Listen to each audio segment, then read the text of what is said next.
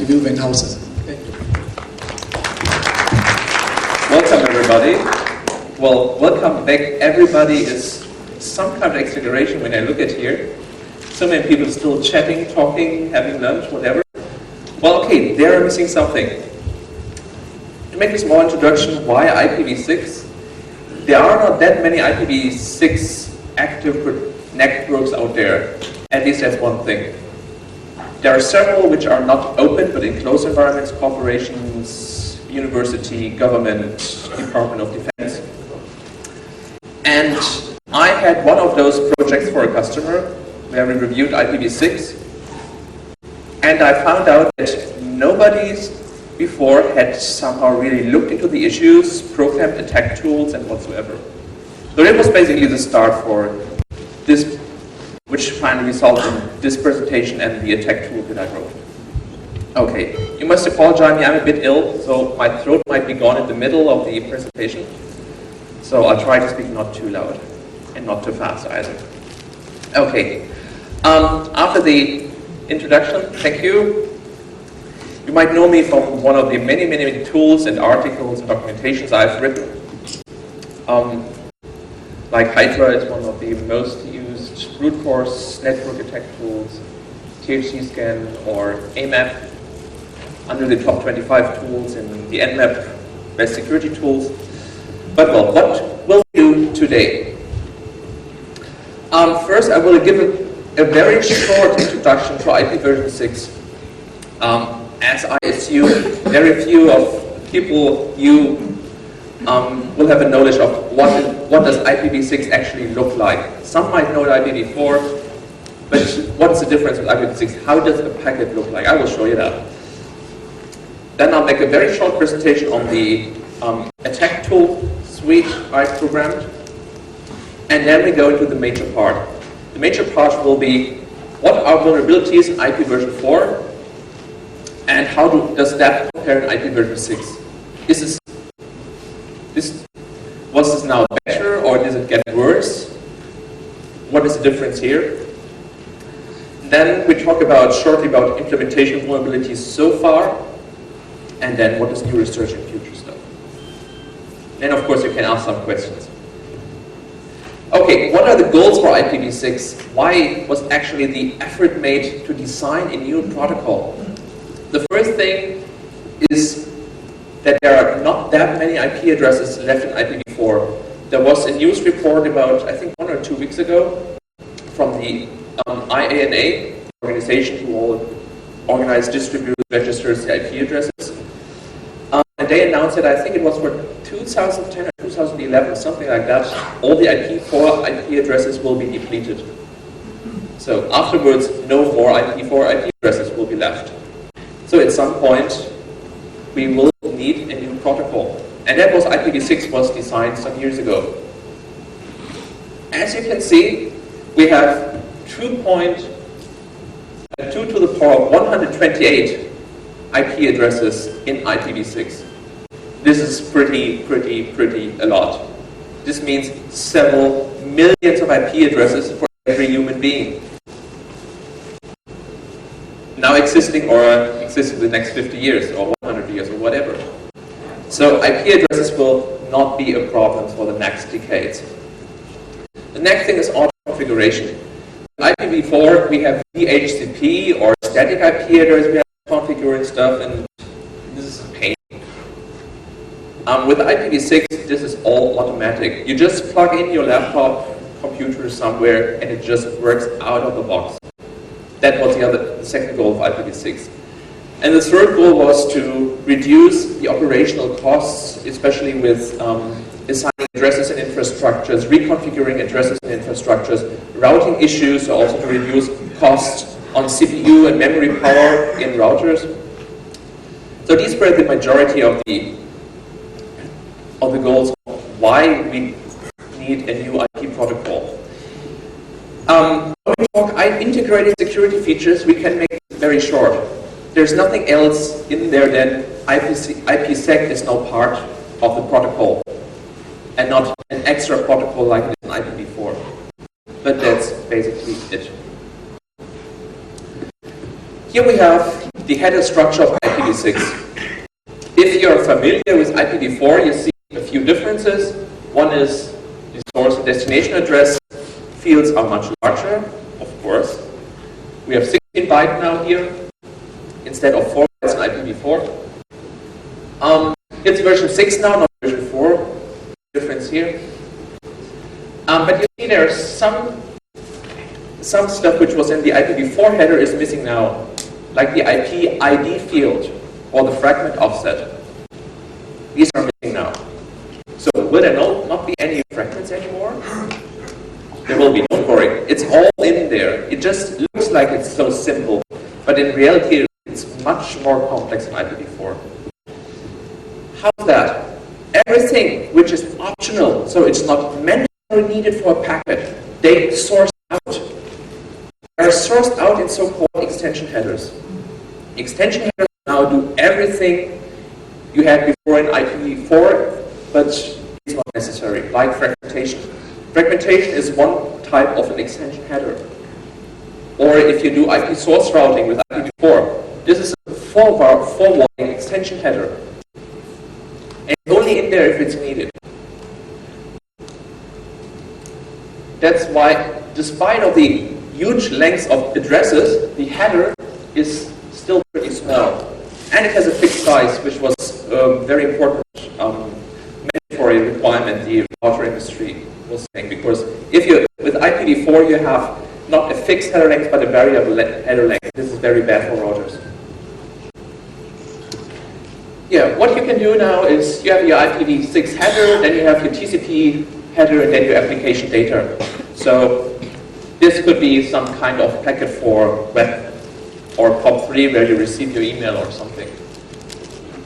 The more and more complex it gets, the more headers there are. Like if you have a routing header, this could be some mobile IPv6 stuff, for example. Or if you have a fragment here, header which is just put in between for the fragmentation. So this is how it works. And it looks pretty simple, pretty practical, and it's just the bare essentials you need. So what can possibly go wrong? IPv6 was first used by the black hats before it was ever used somewhere else, really. The first official notage was for backdoor deployment.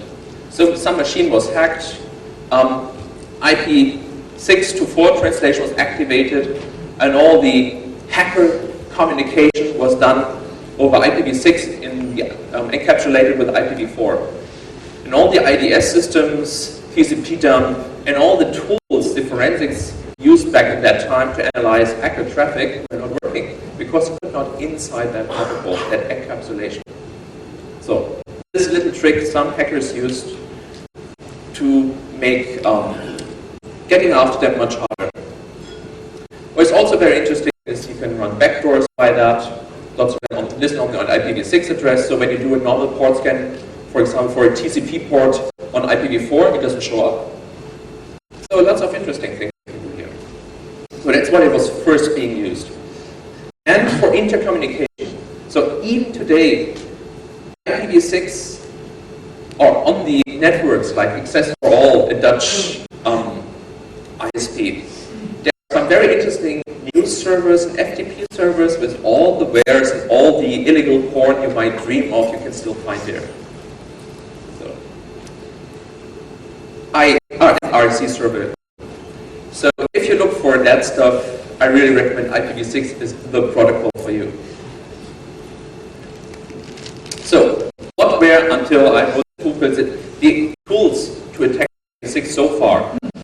There were some port scanners like Hauser and Nmap. There was a patch to Strobe and some others. Some port bouncers, service which just means connection flooding, and also the SYN floodder, and partially package tools like i66 and LibNet, but LibNet only implements so only parts of it in a very bad interface.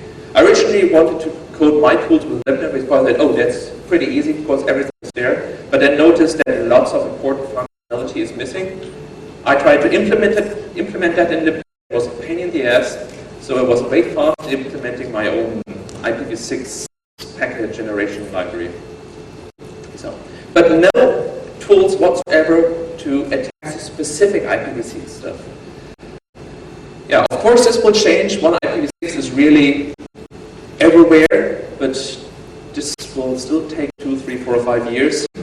So I didn't want to wait, and I wrote my own. So the tool, it's a packet creation library, and it comes with lots of tools. And the tools are very, very, very small. The caveat here is it's for Linux 6 only, 32-bit, and it supports Ethernet and mode mode. Well, Ethernet and mode is basically that what you need, so no need for token ring whatsoever.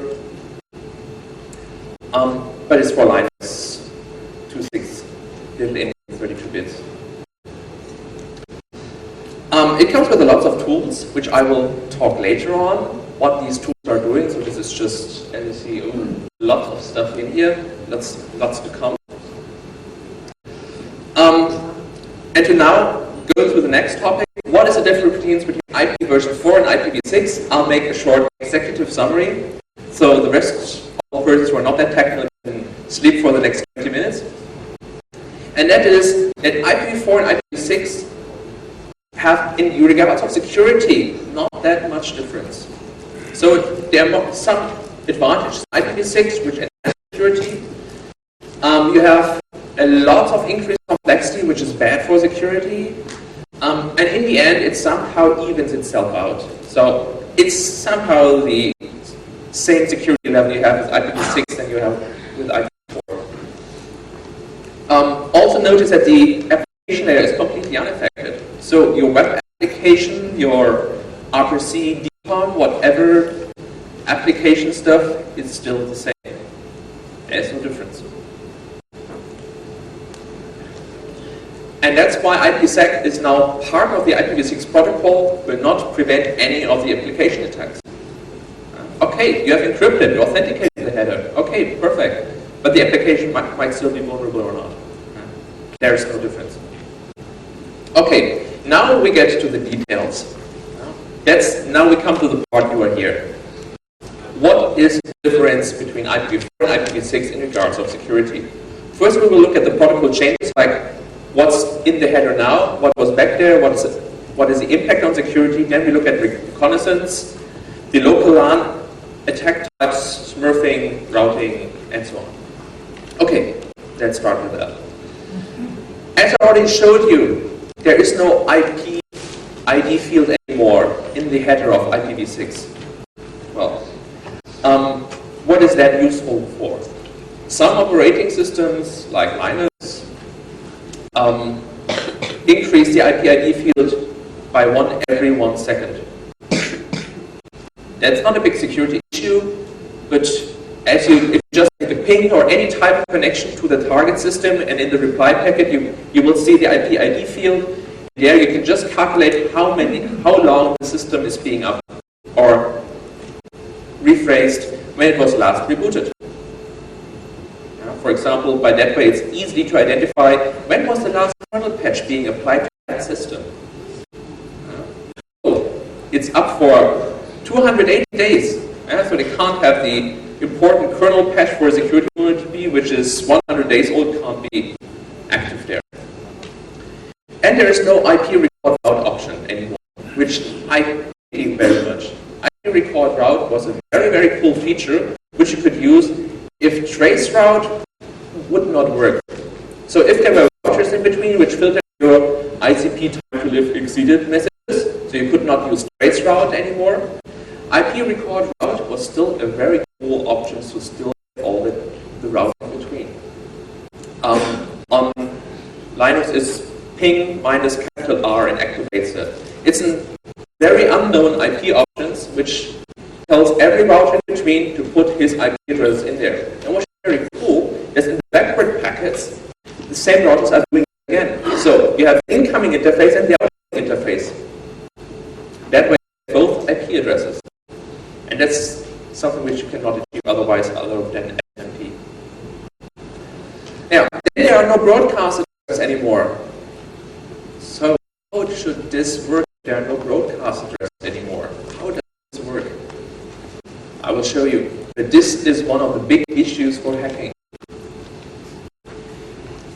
Instead of broadcasts, there are multicast addresses. And now we have one big problem for multicast addresses concerning IPv6. You cannot target machines from remote. You can't, if I'm in corporate network A, and there's a corporate network B somewhere else, and it's a different company, I cannot target those multicast addresses. I'm just in my own multicast address range. If that's another multicast domain, I cannot access that. There might be tricks around that, but I'm coming later to that. That's basically the point. So, let's talk about reconnaissance. Reconnaissance is IP scanning, alive scanning, ping scanning, whoever you call that. With IPv4, this is very nice, very easy. The user network size is /24, so you have 156 IP addresses and normally 254 in being actually in use. So what a hacker usually does is first do a ping sweep or whatever kind of alive scanning you favor, TCP, UDP, blah blah. Then you port scan the systems you found, and then banner grabbing, A mapping, trying to find what services out there, exploiting, putting the vector in, and drinking a coffee. Yeah. For that you have lots of tools, blah blah blah. I mean that's standard. But what does it change now by IPv6? And now we get to one of the most problematic changes for hacking. Because the standard network net mask is /64 with IPv6. This means this is the number of possible hosts in one subnet. This room might be just, 3 laptops in here, but these are the amount of hosts you have to scan. Every IP address might be alive or not, you don't know which. So this is a big problem. If you do brute force all the IP addresses, and I'm already talking about gigabit Ethernet here, yeah, pretty fast, and you have a CPU which can handle all the network IQ and stuff, still 500 million years. For one network, there might be just 3 laptops in there or none. As long as you don't scan, you don't know. If you are being clever, and we say, okay, something else than gigabit Ethernet, and we have so much powerful laptops and blah, blah, blah, blah, blah, you can still get it down into a few months. Well, if you compare 500 million years and some months, that's really good, okay? Yeah, but still, some months for a single subnet scan is way too long. Maybe if you're a hacker and you have the time, maybe, but if you're a professional consultant, you want to do professional penetration testing, it's not something customer will pay. Yeah? Just to find out his IP address. So, one more word about what does being clever means. Where does the IP address come from? The IP address is generated based on the MAC address. There is a privacy option available in IPv6 which you can enable, and then the kernel does, in the special intervals like every 3 hours, 6 hours, whatsoever, change to a new IP address. This is possible. But if you say this is not activated in a corporation, and let's say they have Dell as desktop PCs, they have Compaq for servers, and they're using Cisco equipment. You know what the MAC address prefixes are from these companies, so you have a limited key space or IP space you have to scan. That's how you can get that being clever down to much less systems, but it's still a lot. It's still like scanning the whole internet 3-4 times. More. So, what is the result of that? Because we as hackers or professional consultants are not the only one with that problem. Administrators have the same problem. I mean, how do you find out if a system is alive? You just ping it. But if you want to ping a system, this is the IP address you type in. That's not the way you do it. And you wouldn't be able to remember that. So, what will be done is that every single server will be in DNS. DNS will be the major point of information to find out which system might exist. So this is first true for the public servers. If your mail server, your web server is not in the public DNS, nobody can talk to you, of course. But the private DNS that's what is important.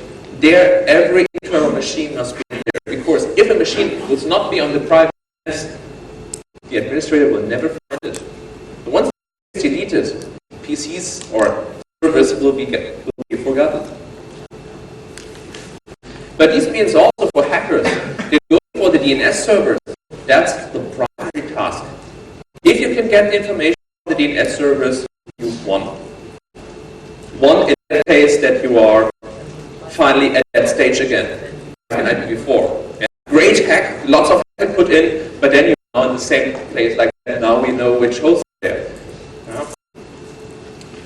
But this means DNS servers will be a target, even more than today. What you can also do is use your public search engine to find stuff, and there are also any cast addresses which can help you, but they are not really in production, as I found out in my research. There are a few multicast addresses which can help you pretty much. There are multicast addresses, for example, all routers on the corporate network, or all type server on the internet, or all local systems which are on the network, kind of multicast addresses which are helpful, and some of them are cool. So there's really the definition of all type servers on the internet, multicast address. Now we actually have an exploit for some time daemon. Just send one packet, one UDP packet to that global multicast address, and you automatically own, let's say, 1,000 type servers on the internet. That's cool. Yeah, local multicast, that's the major point. If you have access to the local multicast domain, you will be able to find all systems. The problematic point for a hacker or for a professional consultant is only to get the live systems from remote. Once you hack one server internally, you find all systems which locally are there. There are ways, and I will show you that. Even if you hope you can configure that not, you can still find them all. So once you have all the systems which are alive, the normal techniques like port scanning, banner identification, get metasploit starting, owning the system, blah blah blah is the same. The big difference is really being able to find the systems. Finding, that's a big problem then. I come to that later when we talk about worms. So, I wrote a tool to help finding all systems on the network. It's called IPv6. As you know, if you do a ping request on a broadcast domain on IPv4, Linux, for example, will answer. BSD box or Cisco will not answer. So it's a choice of the operating system if it answers your broadcast ping request or not. This is bad because you do a ping, okay, one packet you get some results, but it's not complete. You want to know what all systems are there, also with IPv4. With IPv6 is the same. If you do a request for the global broadcast, so all local nodes on the network, some of them will answer, some not. Yeah? It's just you can configure it on your operating system. Being at IPv4, IPv6 doesn't matter, it's the same. But there are some problematic issues in the protocol definition of IPv6. And that is, if you generate an IPv6 error, protocol error, on a host, you can define, even if this was a multicast packet, send me an answer that this packet was wrong. So what the tool does is sending two more packets, which has unknown header and unknown hop by hop option. Hop by hop is another type of extension header, which is being examined by every system in between. And because they are unknown, all system will reply with a packet, hey, I didn't understand that. That packet is way wrong. That's how you can find out all the local systems. And there's nothing you can do about it. After I did the speech time in London in February, the guys from FreeBSD implemented some stuff so you can turn this off. Yeah, but it's only FreeBSD so far, and that's it. The other thing which you can do here, but so far worked sadly on no operating system, is a one-shot fragmentation plus routing header. My idea was, we have a network over there, this multicast domain, and I'm here. But I still would like to address the multicast domain over there, which is not possible over the internet. So, what I wanted to do is do, like of IPv4 source routing, get the packet in here, and then forward to the multicast domain. So find a system here, which does forwarding, the forwarding of IPv6, and then takes care of me sending packets to the multicast domain. Sadly, no operating system did that. Of course, would be dumb, but you can still speculate on Windows or some Linux programmers to be dumb. That's sadly. But still, maybe someone will in the future. Okay. Next topic is the local attacks. Here we have two things. First is ARP, which is used to find out if I have a system here and here is on the same network. What is the address of the other system, so they can communicate with each other. ARP, Address Resolution Protocol, is what is used in IPv4, where the IPv6 people said, that's nonsense, an extra protocol for that. So, in IPv6 this is done with ICMP, ICMP6. There's an extra subprotocol for that.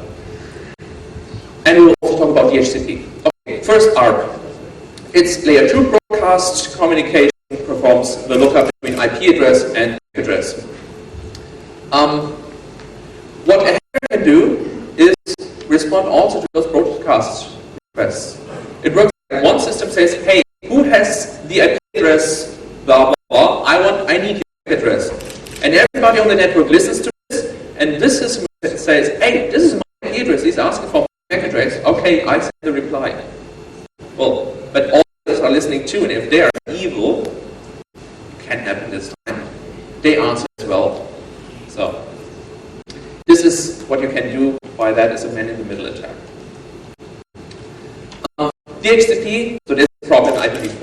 DHCP is the same, uses broadcast managers, any device on the network can respond, blah blah, and feed wrong DNS and the wrong default router to the victim. And by that, do man-in-the-middle, etc., etc. Okay. How does this work with IPv6? It's now part of the protocol. It's done via ICMP, which is pretty cool. I mean, that's the right choice. First, there's no security into both protocols. It's still broadcast, and who wants to answer can answer. What was formerly ARP is now ICMP6, a neighbor discovery and neighbor solicitation protocol. What you have seen in IPv4 is the duplicate address detection, done by an ARP lookup, or here an IPv6 neighbor solicitation lookup. This is the same. And we have the DHCP Lite, which is a stateless auto-configuration. I will show you what this means in the next slide, because this is a different way to do things. So, we have a system A, like I already said, who needs the MAC address of a local system. Could be a router, could be a fellow desktop, PC, whatsoever. So, he does enable solicitation and says, hey, who has this IP address? I need that. And the system who has that IP address will answer, hey, this is my link layer address, or I will name this MAC address. So, it's sent to the all nodes multicast address, which is essentially a local broadcast. All systems on this local LAN will receive this request. That's the purpose of it. Yeah. As everyone receives that packet, you can use tools which will replace other answers for that, a different MAC address. For that, the tool Parasite 6 is there to claim to have every local IP address which could be, and send his own MAC address. Or address or a non-existent MAC address, whatever you want. One is denial of service, the other is man in the middle. So this is the first one, which still persists. And the other one is duplicate address detection, which works as following. If you have a system which just joined the network, receives its IP address, and now wants to know if there's this IP address already online, so somebody else has the IP address, not to get in conflicts. This is a conflict check. So check to everybody on the network, on the local network, who has this IP address. If one system answers, he knows, okay, this IP address is already in use. This can happen if you're at the airport, doing wireless LAN, you're paying for that, and then finally there's a box open. Ooh, duplicate IP address detected. Oops. Yeah, somebody hijacked your connection to server. Oh, on your money. For free for the person. All the IPv6. So if nobody replies, he knows, okay, I can use this IP address. Yeah, I wrote a tool which answers to every request is IP address there. So with this tool, you can prevent any new IPv6 system joining the network, which can be problematic because with IPv6 you will not configure hardcore IP addresses anymore, or very rarely for servers. This will be a big problem then. And the final thing is what is DHCP now in ICMP version 6? It's called stateless configuration, and works like that every router periodically sends out advertisements.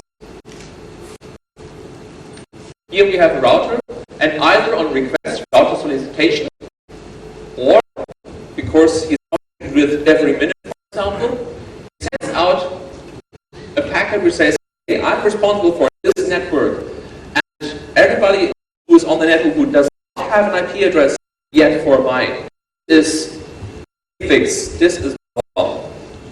Send around. So everybody on the local network receives that and knows, okay, there's that router. I can use that router. If he doesn't have an IP address for this IP address space, every system automatically configures an IP address for them. That's how the router configuration works. The router advertising, I'm serving this local network, this IP address space, and everybody says, oh, I don't have that IP address, I configure myself an IP address. This is how it works. Pretty easy. It also is possible that you can have many IP addresses. So if you have 5 routers, everybody of the 5 routers announcing a different IP address range for this local network, the system will have 5 different addresses. Yeah, that's no problem. You can have 50, 60 IP addresses if you want to, and there is some limit there which you can use for denial of service. Okay, but another topic. This is how it basically works. The problem is that everybody can say, hey, router, I'm advertising. And this is what fake router does. It fakes you to the router. There's a special field in this type of ICMP packet, which is priority, which means what kind of router are you? A slow router, a non-router, or the major power router? And a flag which you cannot configure on Cisco or wherever. I ensure that on this tool you're always the best router. So if you run that tool, you will always be the default router. That's pretty nice in my opinion. Helpful. That's the right word. What you can do if you do IDS stuff or error monitoring is that this router will also receive the message that there is a new router on the network.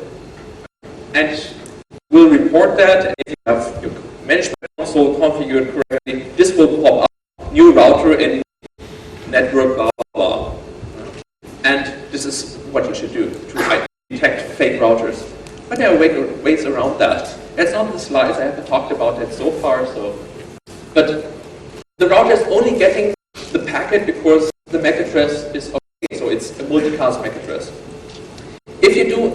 If you use a different kind of multicast address, the router will not see it. Other systems on your local LAN will see that and will use your router. No information on that router, no pop-up in the management interface.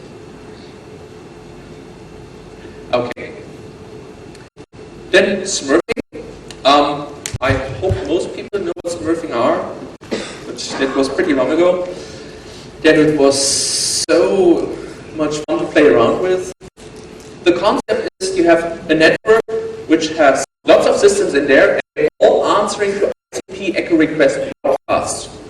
Yeah? So you send one packet to this broadcaster, that is a remote network, and you have 50 systems answering, or 100 systems answering. Okay, so this is very easy to DOS yourself. Yeah? You're sending 100 packets, and if there are 100 packets there, you get 10,000 packets back. Ooh, okay, you DOS yourself. Good work. But how can you apply this to real security, real hacking stuff? So you just fake the source IP address. You're not using your own IP address, but you use the IP address of, let's say, www.microsoft.com. Send 10,000 packets, and then 1 million packets will arrive at Microsoft.com. This was how smurfing worked. So very nice, very cool attack.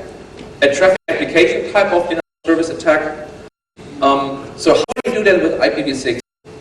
IPv6 doesn't have broadcast address anymore. So can you still do that? What you still have is various multicast addresses, but the multicasts are local. Yeah. The entry here about the RFC and why Cisco got it wrong is the same thing why you can find all local systems on a network.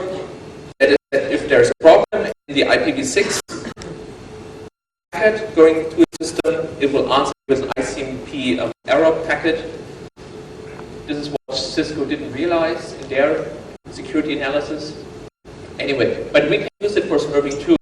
The problem is it's only locally exploitable. So you can't get to the remote multicast address.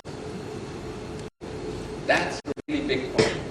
Remote depends on mainly implementation failures. That's what's basically it. I found one way around that,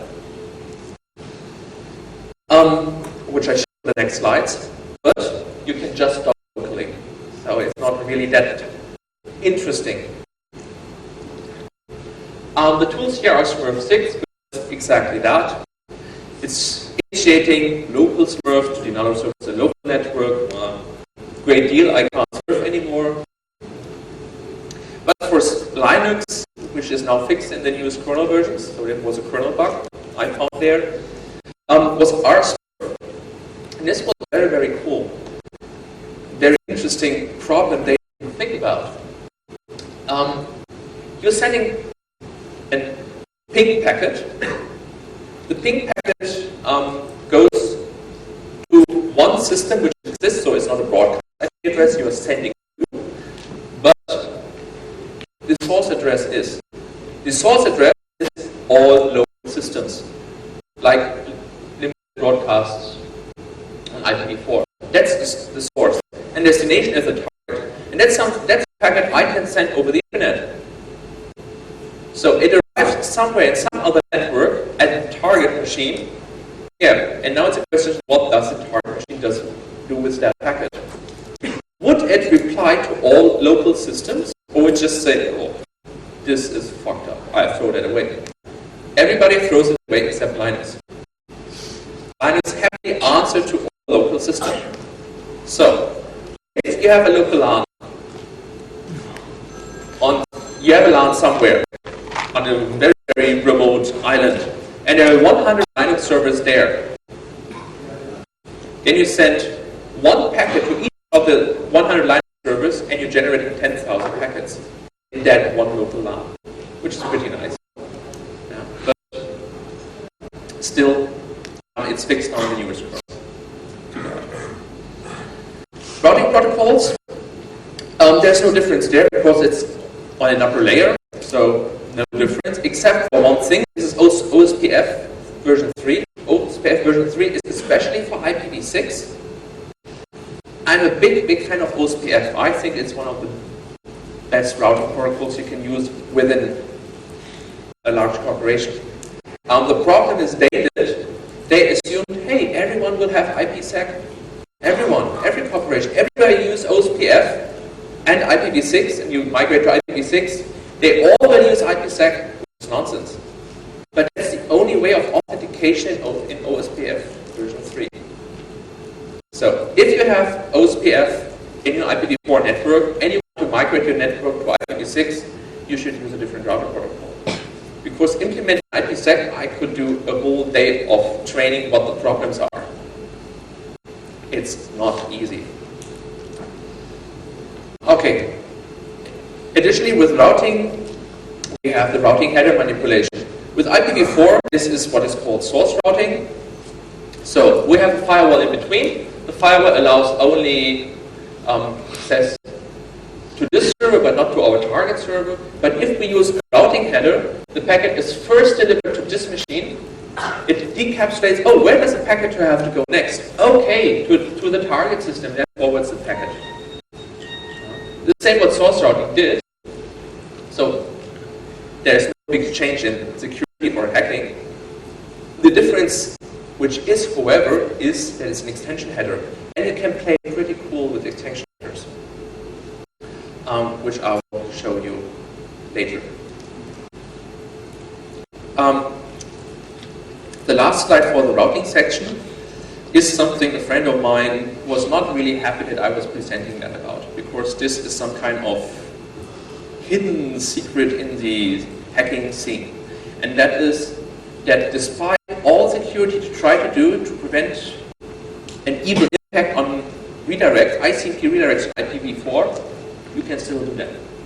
With all secure redirects and whatever security you have, you can still ICMP redirect machines pretty easily and reliable. And the same works with IPv6. Everything I'm showing now on this slide, it's also working on IPv4. If you have the tool, which none are not publicly available. All just private tools. So, what is the purpose of ICMP redirects? The purpose of that is, if you have a router, and that's your default router where you send your packets to, for example, and you want to access a system which a different router would be the better choice. Your router will tell you that. Hey, don't send me the packets. That router over there is a better choice to reach your destination. Yeah? And will redirect you to this router. You get a packet from your router saying, hey, please, for this address, use that router. You update your routing table temporarily, and there the packets go to the new router. That's what the original design was. The problem is, or was before, that everybody could send those ICMP redirect packets. Hey, redirect IP address, which is a local system you have under your control that can do man in the middle, or which doesn't exist, so you have denial of service. So what they did was implementing secure redirects. And by the name of secure redirects, they can really ensure this is a secure mechanism. So what they did was, which is a good choice, they only accept an ICMP redirect packet if the full packet which was sent from your system is in that reply. If the router says, here, your packet must go over there, the initial packet you sent must be in that packet, in the payload of the router. And then you know, okay, it must really be the router who sent the packet. That's the assumption they did. Which is not a bad assumption after all.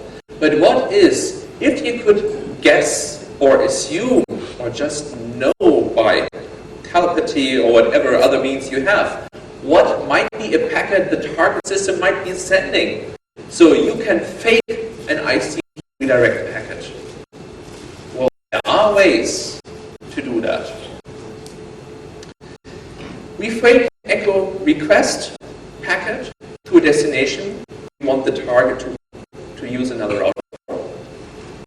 And if we do that, we know exactly how the answer looks like. That's what is so nice about a request. There is no new random field or stuff in there. It's exactly that.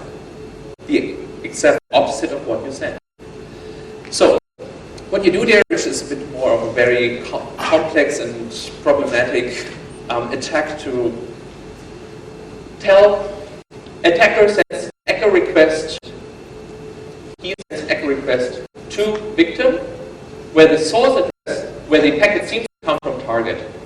So, next, victim receives the echo request and sends reply to T. Attacker never sees that packet. But you know how the packet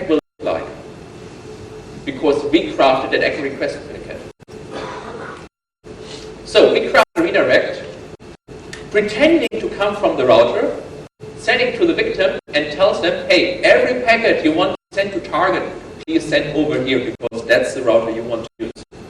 Yeah, and that's basically what it is. By 2 packets, you can redirect every system to your. And all operating systems have those secure redirects activated. So Linux, BSD, whatever, you can still redirect. Same, I'm doing for too big to reduce the maximum transfer unit of a system, to lower it as far as possible, to do it now of service by that. Okay. After I showed you this complex attack, I will show you how simple this is to implement with the toolkit I wrote. It's just 5 lines of source code. The first 3 are for sending the echo request, which you can normally do in 1 single line, but we need to do some special stuff in here, that's why it's 3 lines. We create an IPv6 packet, add an IPv6 content, which is a ping request, and then we generate and send the packet. Okay. This delivers a fake ICP6 echo reply packet to victim. So then we inverse the packet, that's a special function here, which inverses a packet you generated. It inverses the echo request packet to an echo reply packet, switches source destination, blah, blah, blah. So that's all the magic for you. And then use this packet, which comes out here, as the payload for the redirect 6 function, which sends the redirect. That's it. 5 lines to implementing this attack. Okay. Next point is fragmentation. Fragmentation will have your IPv4, which helps us to sometimes bypass intrusion detection system. Same techniques apply here, only that it gets much more complex for intrusion detection systems to analyze. I come to that later. For one of the final slides on that topic, on what is the difference, is mobile IPv6. This is a new feature, which is not in IPv4. Mobile means you take your laptop from this mobile wireless LAN web network we have here, put it to the local wire network of the hotel, then go down, take a train, put your mobile phone to it, and via GPRS, UMTS, whatever, you go there on the network, and you always have the same IP address, all your connection are kept alive. That's what's cool. That's why your IP address is mobile, wherever you go to. That's a pretty cool feature in my opinion. It requires, by standard, only be used with IPsec. So, I really looked at the protocol, what can go wrong, what would be problematic, and it's very well designed. It's very easy, very simple, which is good for security, and I didn't find real stuff in there. And they require IPsec for all the authentication. So that you really say, I'm now at this local IP address, so my mobile IP address should be routed over there. Yeah? This is what IPsec is used, and it's mandatory. Whether what I saw, all tools which implement mobile IPv6, they all have the ability to turn it off or make it optional. This is done. There's another tool called fake mobile IPv6, which will route a mobile IP version 6 address to your local address, wherever you are. Steal that IP address from that moving victim. Yeah.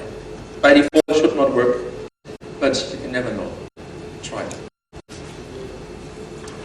Then we have dual stack attack, which will be interesting for you because that's something you can be at the conference with and have fun with others.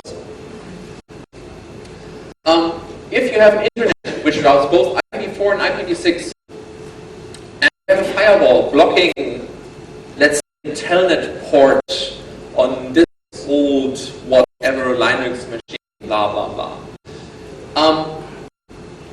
You have to know that IPv6 uses a different stack. Different stack means different access lists, different firewall filter rules. So if you have a Linux box, for example, and you use IP tables to really fine-grain your filter list for IPv4, IPv6 is by default open. If you don't define filters on IPv6, there are none. You can just port scan the guy. All ports are open, no filtering. So, you have to be aware to always fill both IPv4 and IPv6. So what can you do here? So you can have fun and play around with. Most Linux and BSD systems now have IPv6 automatically enabled. Okay. My current status is that with Windows Vista it will also be enabled, but that's something I think is not really decided. Is it on Microsoft here? Does it seem so? Okay. No updated answer on that one. So I would assume it's a yes, that it will be enabled. But there is no drop policy for IPv6 by default. If you're using something, for example, like SUSE Linux, you use the SUSE firewall, the script which automatically does the magic behind all that to do stuff. There is day-to-day IPv6 protection, yes. But if you're thinking, I'm more clever than any of those developers, I do my own filter list because I know things better, you will miss IPv6. So, problem is that most OSs do not allow TCP/UDP connections to the link local address. The link local address is the IP address of your local network card. And this is an address which never changes. It belongs to your network card, and that's it. Wherever you go, it's always, it's one of the many IP addresses you usually have. But they don't usually allow communication to it. The kernel allows that, only from your local interface. However, we can use the fake router to tell everybody on the local network to please assign himself an IPv6, a real IP address. Yeah? It's one which you could use to connect to the system. Then we have another tool which is detect new IP6, and this tells you, oh, there's a new system coming up, detected by duplicate address detection check. And you can combine that with a tool to automatically start on new IP addresses. So all you have to do is on a local network, the fake router server, start the detect new IP6 with the tech tool directly combined. Yeah, and then everybody who has IPv6 enabled is automatically scanned. And could be automatically owned if you combine nmap with Metasploit. There you go. So this is stuff you can try here. As I told you, lots of systems have out-of-the-box IPv6 enabled. Try it out. So, firewalling is one of the interesting topics with IPv6 because it will be very difficult. What type of extension header should a firewall allow through? What type of extension header should it filter? And if it filters extension headers, rebuild the packet and remove those extension headers it doesn't want? Or it should just discard the packet? This will be very, very tough for firewall vendors to play around with that. So, to find the optimal solutions for the customers. And then still you have stuff like, depending on the order of extension headers, the outcome can be very, very different. I will get to that later. So, this will be a big problem. I have to speed up a little bit. I only have 5 minutes left. When you think about implementation vulnerabilities, you think it's an easy product, nothing can go wrong. As it's simple, what could probably go wrong? And when we look, what are the vulnerabilities until April, so nearly half a year ago, what were the vulnerabilities which were found there? Okay, Python, who cares? Who uses Python anywhere? FreeBSD, Juniper, Apache, XM, Cisco, Linux, Linux, Microsoft. Surprise here. It's not like this ABC never used operating system with a guestbook version 2, never used PHP application. These are the major vendors. And it continues. Microsoft, ooh, you can see a pattern here. Here's the real SGI, Apache, Sun, any BSD, Cisco, yeah, they're also in there. HP, HQX, Linux. They're not, same. This is from April. You see lots of bugs. It should be so simple to implement. And what does it show you? It's not simple. IPv6 is very, very complex. And it doesn't look on the first. If you first look at it, it doesn't look complex. Hey, easy. It's just this basic packet, and there are some extensions. No, it's really very easy to get wrong. And I have reservations. I mean, Oracle is #1 everywhere.